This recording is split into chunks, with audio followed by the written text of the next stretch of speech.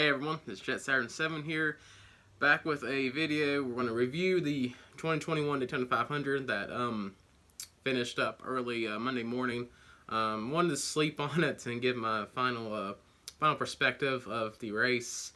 So we're going to go through everything that happened in the race, and then I'm going to give my final thoughts and reviews on the race. So first off, start these races at noon. Okay, let's get that out there. David Land's right. You know, we need earlier start times. 3 o'clock is not. It's not a good starting time for a Daytona 500. It's just not. I mean, I know starting at noon wouldn't have solved the issue because we were still expected to get rain later on, around 3 o'clock. But still, realistically, they could have got most of the race in, if not all of it. You could even start a little bit earlier, 11:30, whatever. I mean, if Fox wants to get people on the West Coast, a casual fan on the West Coast, they're going to wake up regardless of the start time and still watch the race. If I was a fan of something, that's what I would do if I lived over there. I'd wake up early to watch it because I'm a fan of it regardless of the start time. But that's just me. But I understand, Fox and NBC, they have the say-so on when these races get started. So hopefully whenever, I know NASCAR talks about their streaming services. So maybe whenever we get, the streaming going, I guess once these TV contracts are up, although it's not confirmed if that's what they would do. But it gives NASCAR a lot more leeway on when they can start these races. Just because 3 o'clock is just not a good time. We've seen it twice already. Twice in the past 2 years. I mean, you just can't do it. It doesn't work out. They're trying to capture, the biggest audience possible, but then the race ends at, 12:30, at night.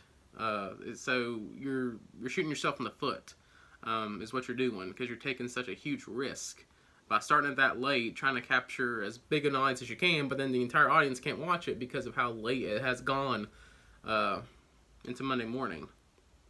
But so let's talk about the race. First caution came out lap 3 when Derek Cope made contact with Bubba Wallace, and Cope went up into the wall. Keep in mind that was a chartered entry, and Ty Dillon got screwed over. Ty Dillon and Garrett Smithley, Timmy Hill. Cars that would have been more competitive than Derek Cope. Although it's a bit unfortunate for Cope. I kind of wish he maybe could have ran the whole race. He hasn't started 500 since 2004. And to be out on lap 3 just kind of sucks. But made contact with Bubba Wallace, cut down on tire, got up in the wall. So first caution came out on lap 3. They did that silent lap 3 tribute for Dale Earnhardt. It's been 20 years since he passed away in the 500. So that was really cool, really good tribute for him.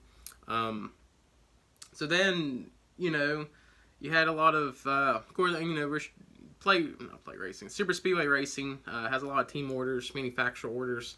Chevys work together, Fords, Toyotas, as evident by they all pitted together. Or most of them tried to. So, early on you had a lot of good double file racing.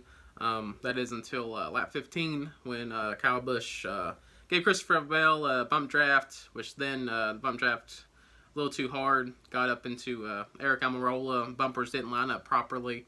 So Almirola got spun out on the back straightaway into Alex Bowman and caused a 16-car pileup on lap 15. You never seen that many cars torn up that early. Or really, for me, it's at any point in the race. Casual fan, seeing all these big wrecks maybe. But I want more competitive cars. I want more cars there at the end of the finish. So after that wreck, it really set the tone for the rest of the race. So after that wreck, they had that red flag for rain. Lasted 5.5 hours. Whenever they got back to racing, they'd be double file for a few laps, then just immediately get to the top, rim riding around the racetrack on the high side, freight train racing, which I don't know. I mean, I don't like it. We'll get to that later. I can't start rambling on about, how the racing was yet. So then, once the red flag after the rain was over with, threw the caution flag, and teams were able to work on their cars. William Byron, he had some parts fall off his race car. Quinn Houff ran over them, got Chase Briscoe involved, cut down, I think, a tire, and then Quinn Houff and Briscoe wrecked, which, ironically, the damaged vehicle policy started what it intended to prevent. So damaged vehicle policy, purpose of it's to stop cars that have been severely damaged from getting back on the racetrack. Ironically, William Byron's car, which was under damaged vehicle policy for being the big wreck, came back out and dropped some debris, and Houff and Briscoe ran over it. Then stage 1 was nearing its end.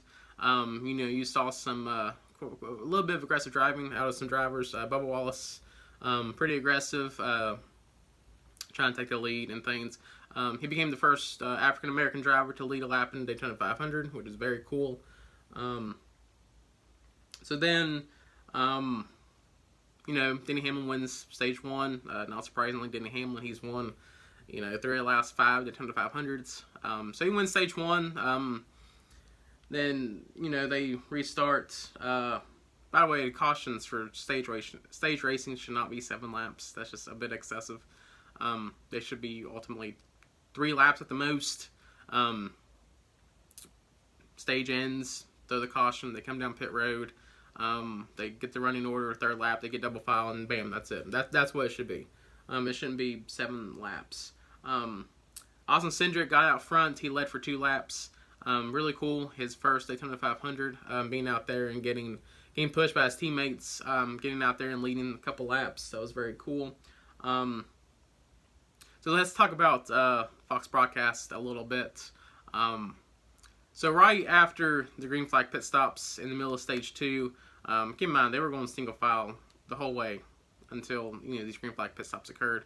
So then once you get to some double file racing, when cars trying to catch up, trying to catch up to the field, trying to catch other cars because of how they pitted and stuff. So you get some double file racing. Fox goes to commercial, and then we get a wreck. So Christopher Bell cut down a tire, got up into Kyle Larson, made some contact with Ricky Stenhouse. So yeah, Fox, very untimely commercials.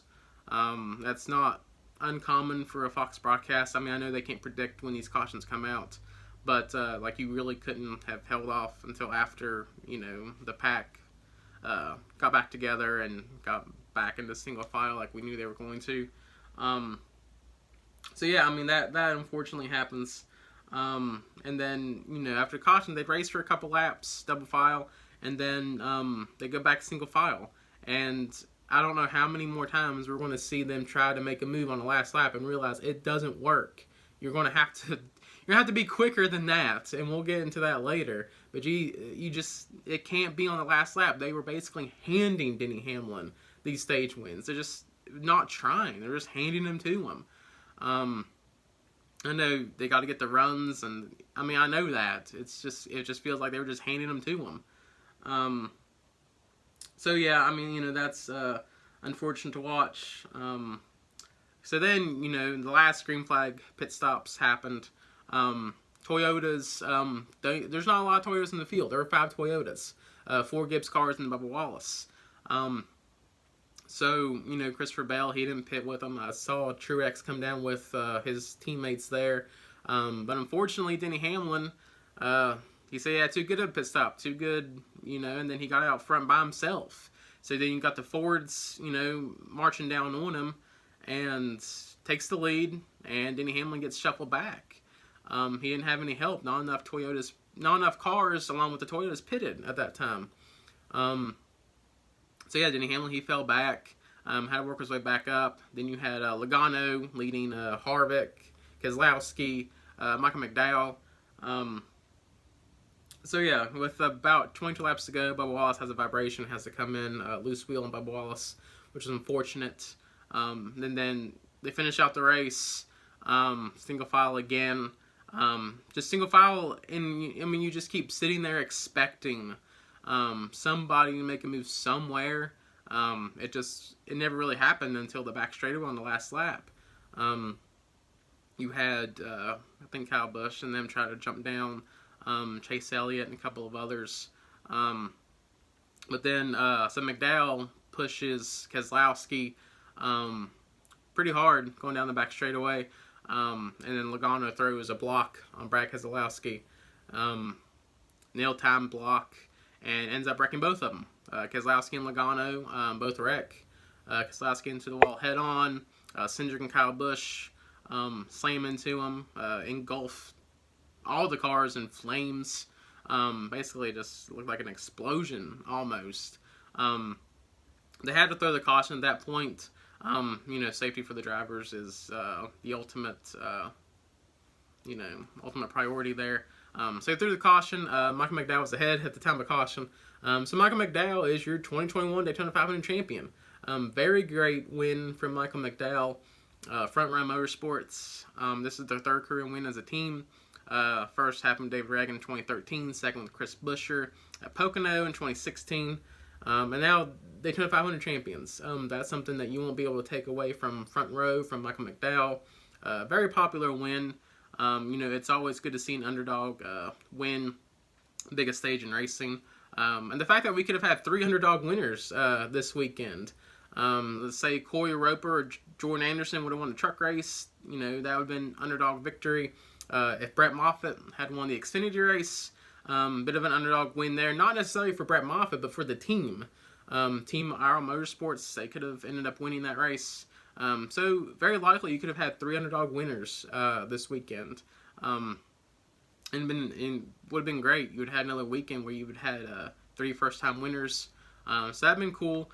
But yeah, Mike McDowell wins the race. Very deserving driver.